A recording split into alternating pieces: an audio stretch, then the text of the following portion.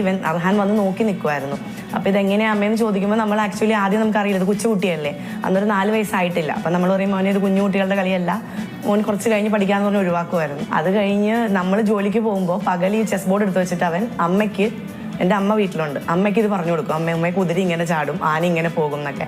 അപ്പോഴാണ് അമ്മ പറഞ്ഞത് അവന് നല്ല താല്പര്യമുണ്ട്, നിങ്ങൾ അവനെ പ്രൊമോട്ട് ചെയ്യണം എന്ന്. എടപ്പള്ളിയിലൊരു കോഗ്നിസൻ അക്കാഡമി നമ്മൾ ആദ്യം പോയി, ശുഭ മാഡത്തിൻ്റെ അടുത്ത് ആദ്യം തുടങ്ങി. അവിടെ വെച്ചാണ് ഞാൻ ഫസൽ സാറിനെ പരിചയപ്പെടുന്നത്. കോച്ചിങ് കൊടുക്കാന്ന് പറഞ്ഞാൽ ഇപ്പോൾ നമ്മളൊരു പൊസിഷൻ വെച്ച് കൊടുത്തിട്ട് ഈ പൊസിഷനിൽ നിങ്ങൾ അടുത്ത മൂവ് എന്ത് കളിക്കും, അപ്പോൾ അർഹാന് അപ്പോൾ തന്നെ പൊസിഷൻ കാണിച്ചു കഴിഞ്ഞു.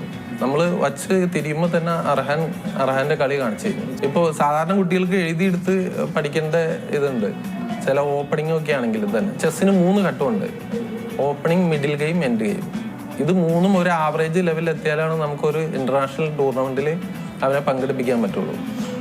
ഇപ്പൊ അർഹാനെ സംബന്ധിച്ച് അവനെ എഴുതിയെടുക്കേണ്ട കാര്യമില്ല. നമ്മളൊരു 2-3 പ്രാവശ്യം കളിച്ചു കഴിഞ്ഞാൽ പിന്നെ നമ്മൾ എപ്പോൾ ചോദിച്ചാലും അതിന്റെ നീക്കങ്ങളൊക്കെ അവന് അറിയാം. ഇടയ്ക്ക് ഇവൻ ഈ കളി ജയിക്കുന്നുള്ള ഇവന്റെ ബോഡി മൂവ്മെന്റ് മാറും. അപ്പൊ നമുക്കറിയാൻ പറ്റും ഇവൻ ജയിക്കുവാണോ തോക്കുവാണോ എന്നൊക്കെ നമുക്ക് അറിയാൻ പറ്റും. കാരണം ഇവൻ ഇരിക്കുന്ന ഒരു സ്പെസിഫിക് സ്റ്റൈലിൽ ഇരുന്നിട്ട് ഇവൻ ആടും. ഇവൻ ജയിക്കുവാണെന്നുണ്ടെങ്കിൽ ഇവന്റെ ആട്ടം കൂടും, ഇവൻ തോക്കാൻ പോകണം ഇവന്റെ ആട്ടം കുറയും.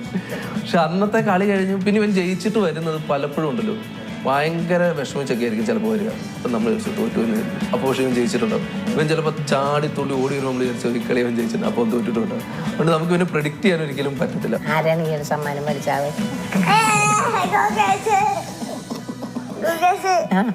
ഉറങ്ങണ്ട, അവനെ കളിച്ചാൽ മതി. അതാണ് അവന്റെ ബഹളം. ഇപ്പം